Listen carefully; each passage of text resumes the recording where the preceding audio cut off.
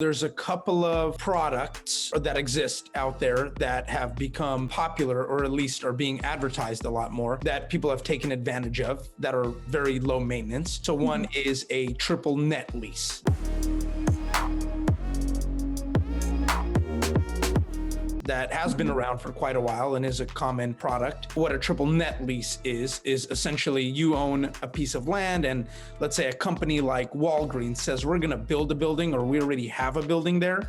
We're gonna pay all the taxes, we're gonna pay the maintenance for the building, we're gonna handle everything, and you're not gonna deal with it at all. We're just sending you a check essentially for letting us use the rights to your land. That's pretty much how that works. So would that qualify for a 1031 exchange? Absolutely. So triple net lease options will qualify for 1031 exchange without any issue. And then we have is a DST, Delaware Statutory Trust, which is essentially, an example is somebody buys a large office commercial building, let's say in downtown San Francisco, for $100 million.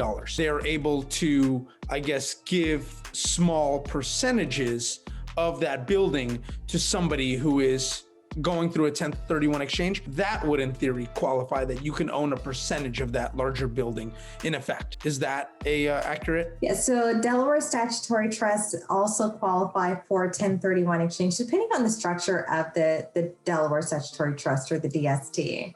And you explained it really well.